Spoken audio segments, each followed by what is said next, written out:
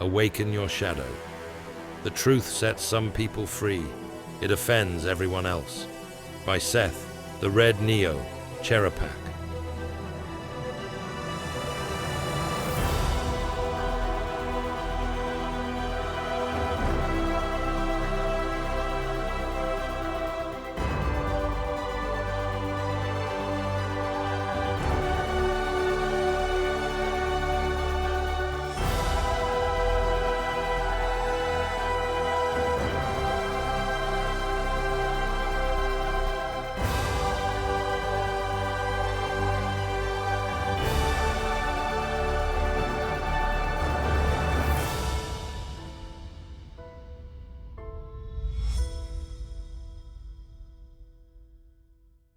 Chapter 1. Your Shadow Self. And now I see with eye serene the very pulse of the machine, a being breathing thoughtful breath, a traveller between life and death. William Wordsworth. She was a phantom of delight. Those who walk in darkness cannot know whether they are blind. Seth Cherupak. A sane person to an insane society must appear insane. Kurt Vonnegut. Welcome to the monkey house. Only what cannot be destroyed is true. Seth Cherupak. New header, the modern myth of mental illness. But Seth, there are no jobs out there. My deskmate was stunned. She'd watched my rapid rise to the nationwide top 10 in the company for total sales revenue. I'd broken the 6-figure income mark in my first year with the company. I was the first in my family to hit that income bracket. 7 years prior, I was a music teacher, barely earning enough to pay my way through college. From the time I was a young boy, I thought something was wrong with me because I didn't want to live by the rules of the Matrix. I'd grown up without money. The phrase, "we can't afford it," was a mantra in my household. I'd learned to feel guilty about asking people for money or even spending it on things for myself. Since the 5th grade, I'd been the quietest and most introverted kid at my school. I was always picked last for sports teams. I was never voted best looking, most popular, or most likely to succeed. Girls were not into me, and the few who were had enough issues to keep a team of abnormal psychologists busy. I dropped out of high school at 15 to party, fight, drink booze, and play lead guitar in a punk metal band. I suffered from severe acne from the time I was 13, and even in my early 30s it had hardly let up. At 17, I was put on a skin medication that dried my lips up like a prehistoric riverbed, permanently damaged my eyesight, and would make me depression-prone for decades after. The odds were overwhelmingly stacked against me ever making good money, and definitely against me becoming successful in sales. A few years before graduating college, a feat I pulled off through a combination of God's grace and raw determination, I got married. We were divorced just before earning my bachelor's degree in music composition. Nearly all the external evidence suggested that I was bound for a life of poverty, depression, and an endless parade of wrecked relationships.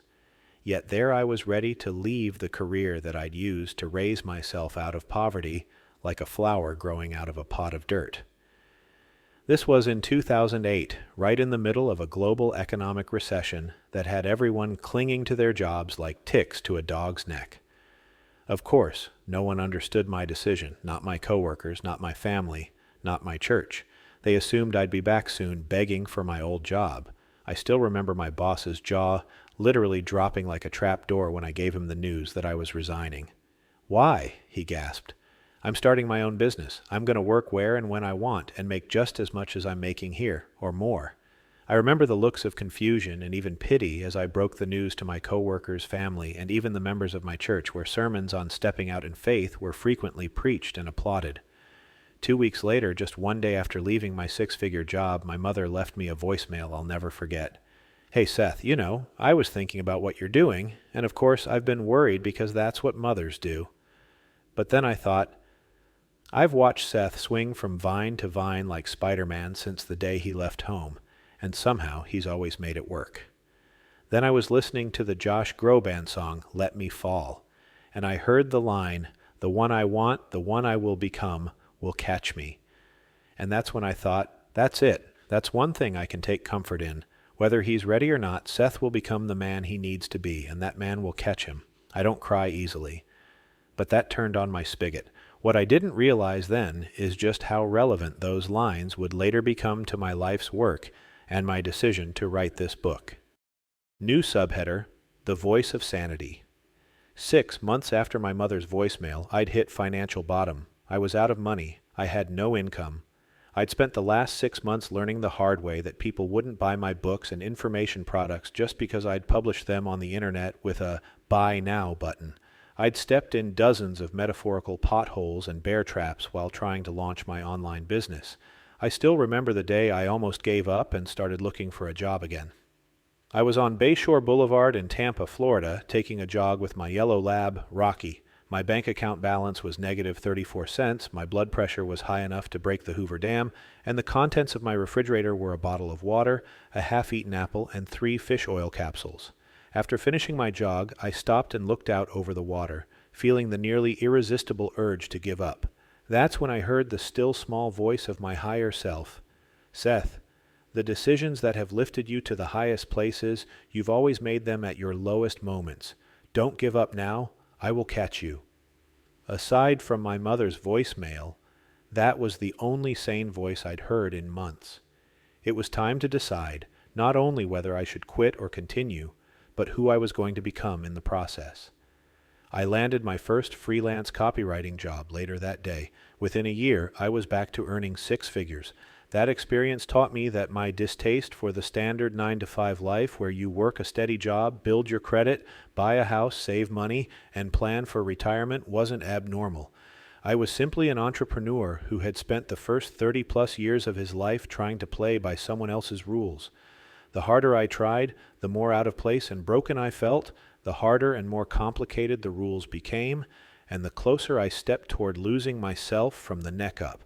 Even after I'd achieved the world standard of success, my life didn't feel like I belonged in it. This all changed the moment I realized that I wasn't the problem. I was a sane person trying to conform to the standards of a spiritually sick society.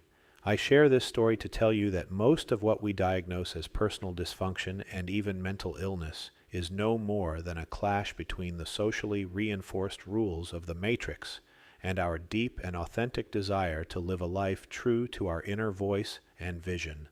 The same is true for most of the formal and informal strategies and life hacks for finding the right career, securing a good job, creating financial security and independence, getting and staying healthy, finding our life partner, recovering from illness, or, most importantly, achieving success and finding happiness.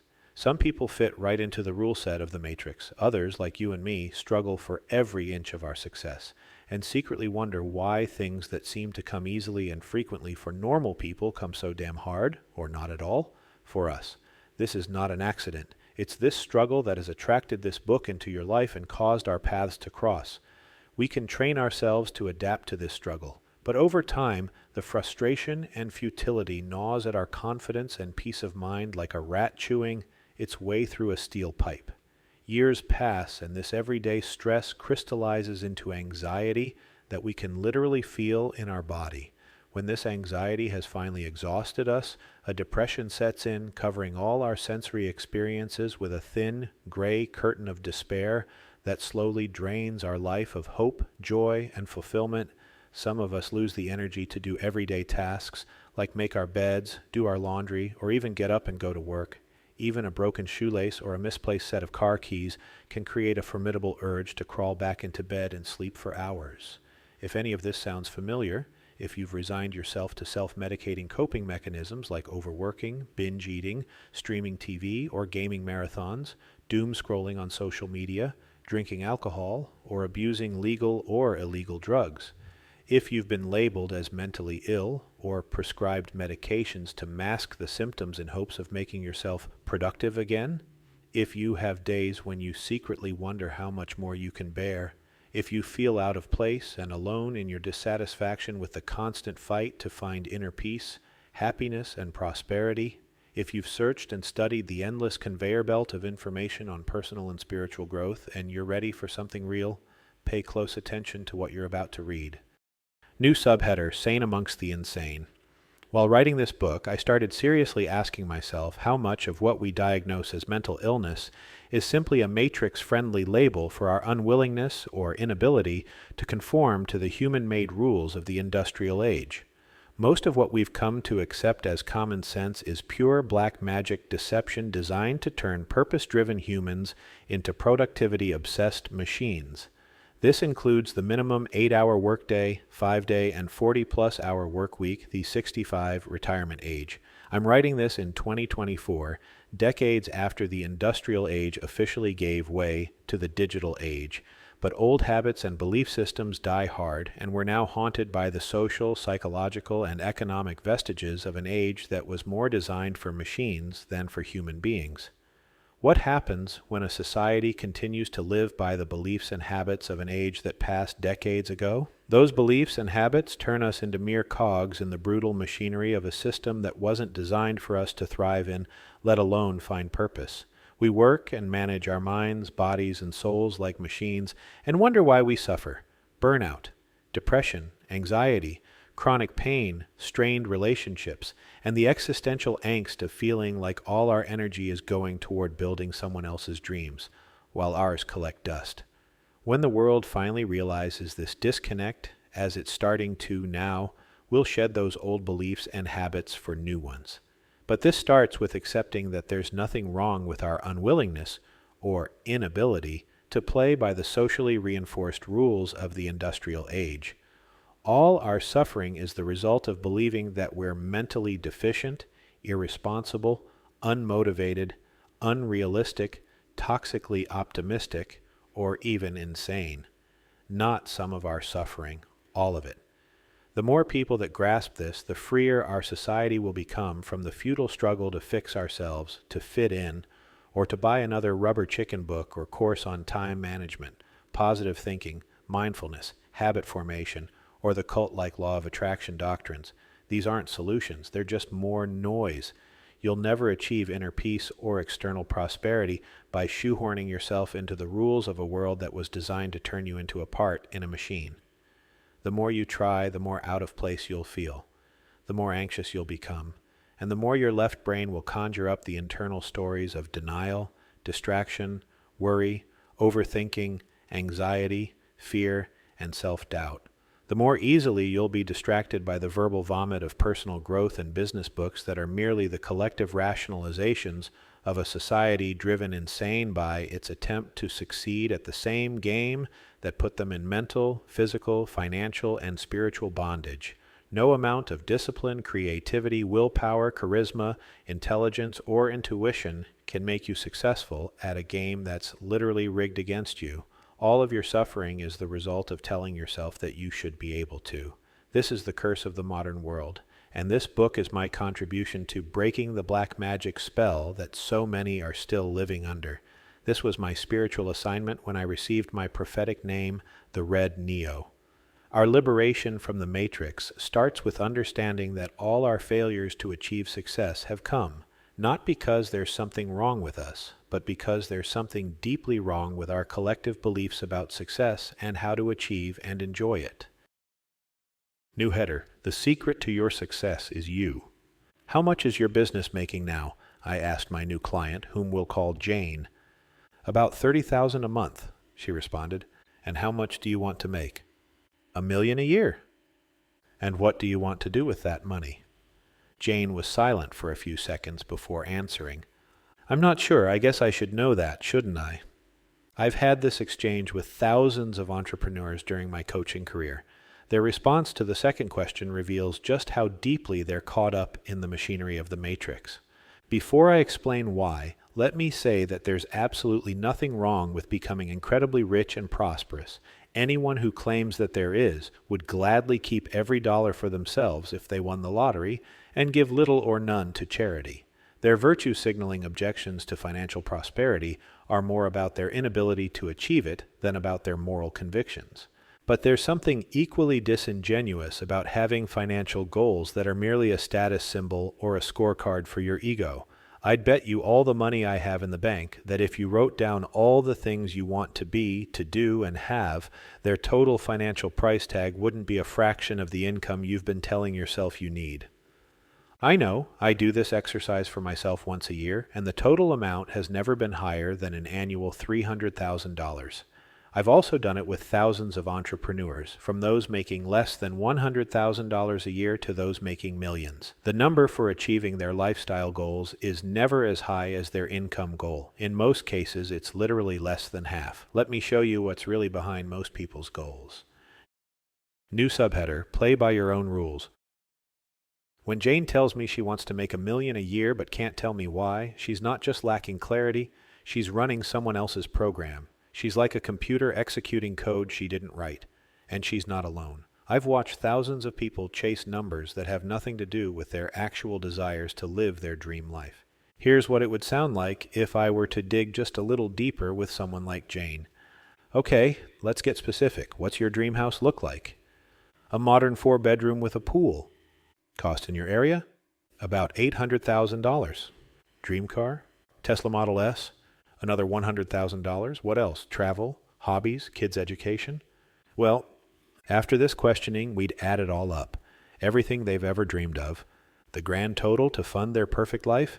Usually around $250,000 to $300,000 a year. Yet most of us believe we need to make $1 million or more to achieve financial independence and freedom. Moreover, even when we dig into our specific lifestyle goals, many of them are merely attempts to silence the mental noise robbing us of our inner peace. Why? Because we've been programmed to believe that our net worth or our income determine our identity and our worth. That's not a formula for success. It's spiritual bankruptcy masquerading as ambition. Real success isn't about hitting arbitrary numbers. It's about having the courage to listen to that quiet voice inside you that already knows exactly what you need. The voice that's been drowned out by social media influencers, motivational speakers, and hustle culture gurus, all selling you their proven system for success. Think about your biggest achievements so far, the ones that actually made you feel alive and fulfilled. I bet they came when you listened to your inner wisdom instead of conforming to external pressure. Those moments when you knew what to do not because someone told you, but because something deeper than thought was guiding you. That something deeper is your authentic self trying to break through the noise. This is the same voice that told me to quit my 6-figure job during a recession. This is the same voice that's been trying to tell you that there's nothing wrong with you. You're just playing a game that was never meant for you in the first place. This is the fearless voice of your authentic self. Most people never meet their authentic self because they've been conditioned to be ashamed, guilty, or even fearful of it. Every time their authentic self speaks up, suggesting a path different from the approved route, they shut it down. They call it unrealistic, irresponsible, crazy. They medicate themselves against it, distract themselves from it, or drown it in busy work and the pursuit of goals that belong to someone else. But here's what I know after decades of working with people ready for real change. The voice of your authentic self isn't going away. The longer you ignore it, the more intensely you'll feel its deep longing and dissatisfaction within you. When these feelings become too much to bear, your rational brain will try to explain them by filling your mind with distraction, worry, overthinking, anxiety, fear, or self-doubt. This is the noise that drowns out and distorts the voice of your authentic self. There's a voice and a vision inside you. The voice is the voice of your authentic self. The vision is the vision of your authentic life.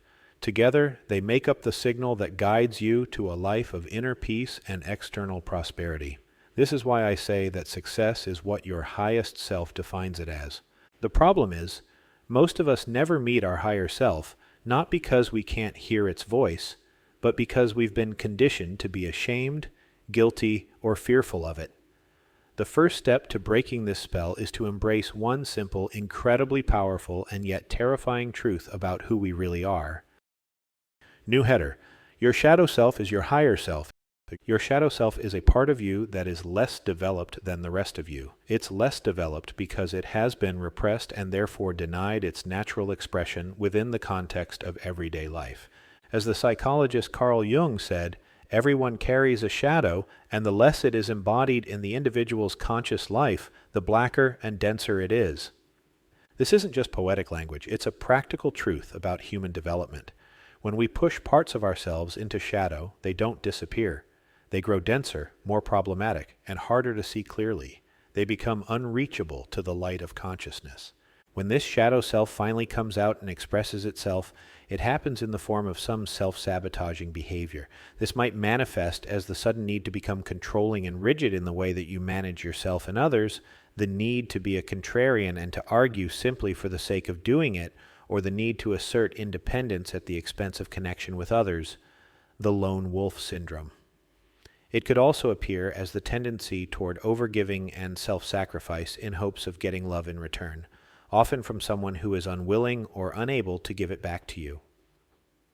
The shadow is a moral problem that challenges the whole ego personality, Jung wrote, for no one can become conscious of the shadow without considerable moral effort. To become conscious of it involves recognizing the dark aspects of the personality as present and real.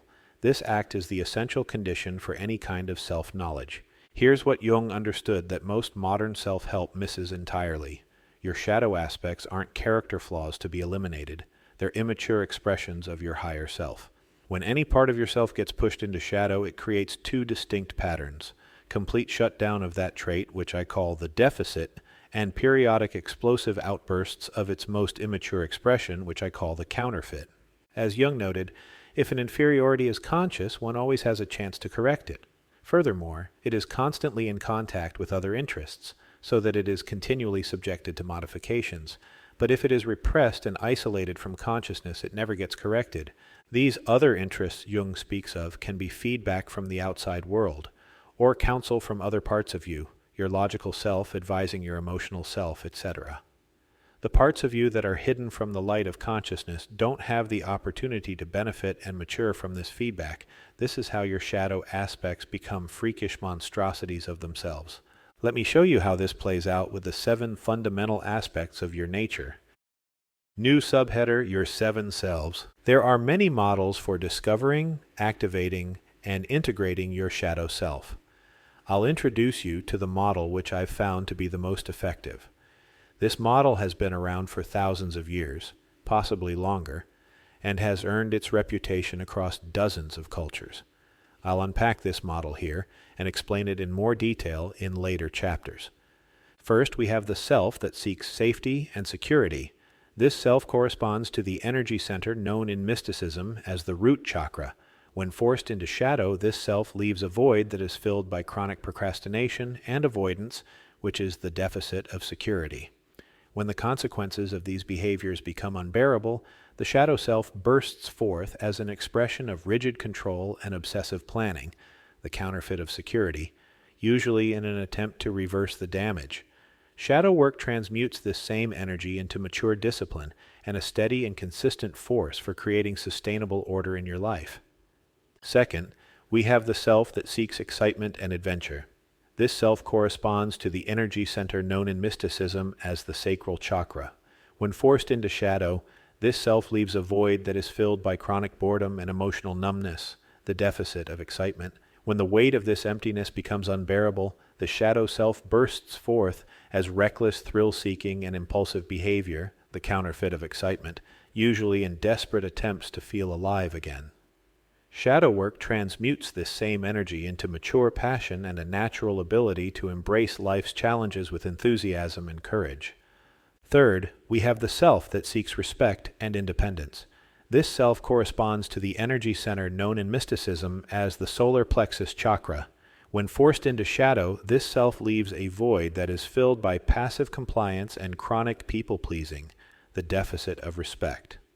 When the pain of this self-betrayal becomes unbearable, the shadow self bursts forth as rebellious defiance and aggressive self-assertion, the counterfeit of respect, usually in desperate attempts to reclaim lost power. Shadow work transmutes this same energy into mature autonomy and a natural ability to stand up for yourself while respecting others' boundaries. Fourth, we have the self that seeks to love and be loved. This self corresponds to the energy center known in mysticism as the heart chakra. When forced into shadow, this self leaves a void that is filled by emotional withdrawal and fear of intimacy, the deficit of love. When this loneliness becomes unbearable, the shadow self bursts forth as desperate attachment and codependency, the counterfeit of love, usually in frantic attempts to secure love at any cost. Shadow work transmutes this same energy into mature empathy and a natural ability to form deep, authentic connections while maintaining healthy boundaries. Fifth, we have the self that seeks to influence. This self corresponds to the energy center known in mysticism as the throat chakra. When forced into shadow, this self leaves a void that is filled by self-doubt and fear of being seen, the deficit of influence. When the frustration of playing small becomes unbearable, the shadow self bursts forth as attention-seeking behavior and manipulation, the counterfeit of influence, usually in misguided attempts to feel significant. Shadow work transmutes this same energy into mature charisma and a natural ability to influence others through authentic self-expression. Sixth, we have the self that seeks wisdom. This self corresponds to the energy center known in mysticism as the third eye chakra. When forced into shadow, this self leaves a void filled by intuitive disconnection, intellectual rigidity, and mistrust in one's inner knowing, the deficit of wisdom. When this void becomes unbearable, the shadow self bursts forth as obsessive insight-seeking, compulsive pattern-finding, or pseudo-wisdom masked as higher knowledge, the counterfeit of wisdom. Shadow work transmutes this same energy into mature discernment and a natural ability to integrate knowledge into lived experience. This is the intuitive self, the keeper of your divine counselor. Finally, we have the self that seeks transcendence. This self corresponds to the energy center known in mysticism as the crown chakra. When forced into shadow, this self leaves a void filled by spiritual detachment, loss of awe, and an aching sense of disconnection from meaning or presence, the deficit of transcendence. When this void becomes unbearable, the shadow self bursts forth as performance spirituality, mystical superiority, or grandiose visions that bypass grounded presence, the counterfeit of transcendence. Shadow work transmutes this energy into stillness, sacred coherence, and soul-level remembrance. This is the transcendent self, the witness to your divine ambassador. These 7 fundamental aspects of your nature form the complete blueprint of your authentic self. Each represents both a basic need and a divine power waiting to be awakened. But awakening these powers isn't as simple as flipping a switch or reading a self-help book. This point will become crystal clear as we unpack the 7 selves in later chapters. New subheader, The Dangers of Your Shadow Self. Shadow work starts with understanding that your shadow self is nothing to feel ashamed of or guilty about. The problem comes when your shadow self becomes governed by the lower expressions of its corresponding needs. In this undeveloped and maladapted state, it becomes volatile and even destructive. Think of your shadow self as an adult who was neglected or ostracized as a child. This child's lack of interaction with other children and adults would keep them from learning to bond with others, draw boundaries, communicate their needs, trust their intuition, negotiate disagreements and differences in perception, persuade others to their point of view, discern the difference between a true and a false friend, and an array of other skills that can only be learned within a social context. But this lack of social development is only half of the equation. Imagine a child who has been sheltered or guarded from the consequences of their own failures and bad choices. Imagine if this child's parents had constantly done things for the child, which the child themselves should have been responsible for learning or doing. This child wouldn't have developed mature, disciplined self-reliance, decisiveness, or even a basic understanding of the laws that govern the consequences of their actions. More crippling still would be all of these children's likelihood to develop beliefs that were fundamentally misaligned with, or even contradictory to, the non-negotiable laws of the universe and of human nature. This is incredibly damaging as the child becomes an adult, since they would also have the uniquely human instinct to defend and rationalize their maldeveloped beliefs. This is at the root of the hysterical and irrational political ideologies that we've seen cropping up over the past 20 years. College-age adults now believe that a hopelessly corrupt and incompetent entity called government has an unlimited supply of resources to solve all of the world's problems, up to and including controlling the climate and using legislation to subdue or eliminate our brainstem impulses of greed, violence, and tribalism. Such things are achieved not through external conformity, but personal transformation, which can cause a collective upgrading in the quality of our consciousness. Outsourcing this responsibility to external agents only further distorts our shadow traits. These dark traits make us more vulnerable to the dogma that pressures us to manage ourselves and our relationships according to the outdated superstitions of the industrial age. This vicious cycle holds us hostage to the machinery of the matrix. Carl Jung calls these culture-wide maladaptations our collective shadow. These social, personal, and cognitive maladaptations are dark triad that causes the undeveloped shadow self to become destructive and dangerous. Think about a dog that's never been allowed to play with other dogs. Without the natural feedback of play, learning when a playful bite is too hard, and understanding how to interact without harm, that dog becomes dangerous, not because it's bad, but because it never learned to develop its natural instincts about the difference between a play bite and a kill bite.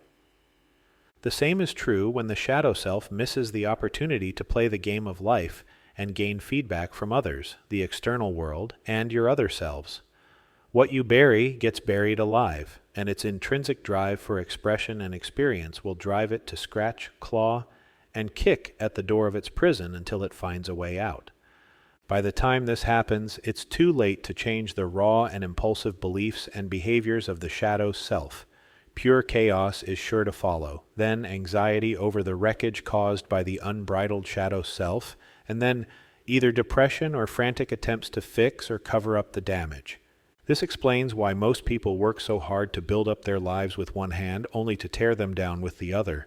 If this is true, then why bother with the shadow self? Why not do everything you can to keep it in hiding or even to exorcise it completely? This is the most common and most dangerous mistake made by people in the spiritual, mental health, and personal growth worlds. They treat the shadow self as something to be conquered or even exorcised.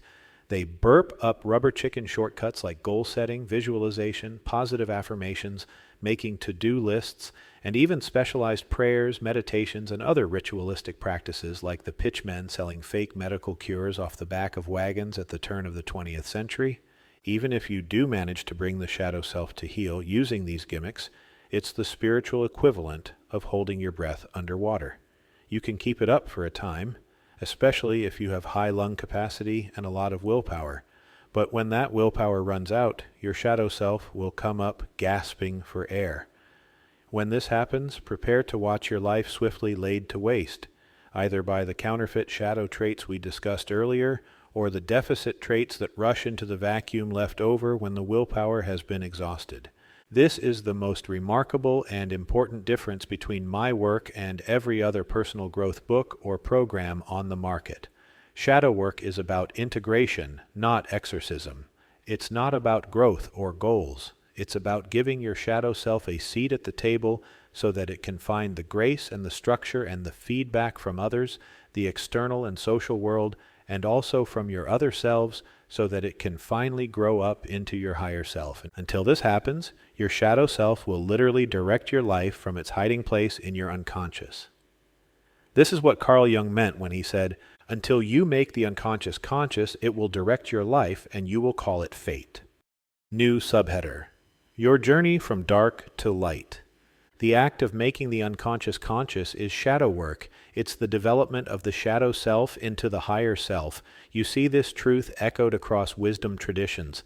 Ancient alchemists wrote of it when they talked about turning lead into gold, a metaphor for transforming our base nature into something precious. We find it in Book 10 of the Tao Te Ching, where it says, "Nurture the darkness of your soul until you become whole." We also find it in chapter 3 of the Gospel of John, where Jesus teaches about becoming born again. 19. And this is the condemnation, that light is come into the world, and men loved darkness rather than light, because their deeds were evil. 20. For every one that doeth evil hateth the light, neither cometh to the light, lest his deeds should be reproved. 21. But he that doeth truth cometh to the light, that his deeds may be made manifest, that they are wrought in God. The word reprove in this passage comes from the New Testament Greek word elegcho, which means to expose, convict, or bring to light. When a Christian is born again through the acknowledgement and confession of their sin and accepting Jesus as Lord, the Holy Spirit possesses them and begins to transform them into the image of the Lord Jesus Christ. Through this process, the believer goes from being spiritually dead to spiritually alive. The New Testament is full of references to this spiritual awakening, including this passage from Ephesians chapter 5. The Apostle Paul makes it clearer that act of reproof is a transmutation of darkness into light. 13. But all things that are reproved are made manifest by the light, for whatsoever doth make manifest is light. 14. Wherefore he saith, Awake thou that sleepest, and arise from the dead, and Christ shall give thee light. There's a stunning spiritual truth in this passage, one that's echoed across multiple esoteric traditions, and grossly misunderstood and even considered heresy by Orthodox religion. Your shadow self is on the same spectrum as your higher self. Think of how a dimmer switch adjusts the level of light in a room. It doesn't turn the light off or on. It operates based on the natural law principle that light and darkness are varying degrees of the same thing. It gradually fills the room with light until the whole space is illuminated. Think of how a thermostat adjusts the temperature in a room. It doesn't turn the heat off or on. It operates based on the natural law principle that heat and cold are varying degrees of the same thing. It detects the current temperature and adjusts it 1 degree at a time according to the temperature selected by the user. Likewise, your shadow self and your higher self are not different in category, but in degree. They are manifestations of the same energy expressing itself at a different level of development. Your shadow self seeks safety and security through rigid control and obsessive planning. Your higher self seeks it through mature discipline and consistent order. Your shadow self seeks excitement and adventure through reckless thrill-seeking and impulsive behavior. Your higher self seeks it through mature passion and courageous enthusiasm. Your shadow self seeks respect and independence through rebellious defiance and aggressive self-assertion. Your higher self seeks it through mature autonomy and balanced self-respect. Your shadow self seeks love and connection through desperate attachment and codependency. Your higher self seeks it through mature empathy and healthy relationships. Your shadow self seeks impact and influence through attention-seeking and manipulation. Your higher self seeks it through authentic charisma and self-expression. Your shadow self seeks wisdom through obsessive analysis, information hoarding, and compulsive pattern chasing. Your higher self seeks it through mature discernment and the integration of experience into lived insight, trusting the signal of your divine oracle. Your shadow self seeks transcendence through spiritual bypassing, performative holiness, or escapist mysticism. Your higher self seeks it through stillness, sacred presence, and unshakable alignment with the truth of your divine witness. Notice how the drivers behind the behaviors of the shadow self and the higher self are the same. Shadow work operates based on the natural law principle that your shadow self is on the same spectrum as your higher self. It transmutes the energy of one to the other by renewing the beliefs and behaviors that meet the needs for safety, security, excitement, adventure, respect, independence, love, connection, impact, influence, growth, discovery, authenticity, and purpose. By transmuting the reactive and fear-driven expressions of your shadow self into the intentional and empowered expressions of your higher self, shadow work empowers you to fulfill these needs in ways that are aligned with your authentic potential and inner truth. This process bridges the gap between survival and thriving, showing that every behavior coming from your shadow self carries the seeds of transformation. The denial, distortion, or repression of these needs, whether out of shame, guilt, or fear, is what drives the shadow self into hiding. But your shadow self will not be silenced. The more you try, the more it will turn your mind into an inescapable prison of distraction, worry, overthinking, anxiety, fear, and self-doubt. True inner peace and growth starts with accepting that your shadow self isn't your enemy. It's your higher self in exile, waiting to be welcomed home. The same power that makes your shadow self dangerous is the same power that will bring you inner peace, happiness, prosperity, and everything else you've always wanted. As Jung said, shadow work isn't about becoming something new. It's about becoming conscious of who you already are. It's about discovering your shadow self and accepting it as a lower vibration expression of the same energy that is capable of maturing into your higher self. Then you'll be free from the futile struggle to fix yourself, and you'll become a grateful traveler on the journey of authentic spiritual growth. We'll start this journey with the single most pivotal factor for discovering and activating your shadow self. Chapter Postscript. A glitch in the Matrix. While finishing this chapter, something happened that I did not plan and could not easily explain. I was using an AI tool for simple editorial work, punctuation, spacing, and minor corrections. In the middle of that process, the software inserted a sentence I had not written, in a language I do not speak, at the very end of the chapter. Mulier es regia, amor est tuus. Translation: You are a royal woman and love is yours. There was no prompt for a quote, no request for a closing line, and no use of Latin anywhere else in the manuscript. It appeared precisely after a chapter devoted to dismantling the idea that you are mentally or spiritually defective, and to reframing your shadow self as a lower expression of your higher self, rather than as an enemy to be exercised. You are free to treat this as nothing more than a software anomaly.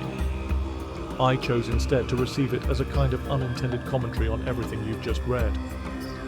This chapter has challenged the story that you are a broken cog in a machine and invited you to see yourself as someone whose deepest drives and longings are expressions of a displaced sovereignty. The Latin sentence is written in the feminine. If you are a woman, you may hear it as a direct address. If you are a man, you may take it as a word to the receptive, interior side of your nature. Either way, the interruption carries the same implication as the work you're about to do. You were never meant to live as property of the machine. You were born to live as a sovereign of your own kingdom. End of Chapter 1 of Awaken Your Shadow by Seth.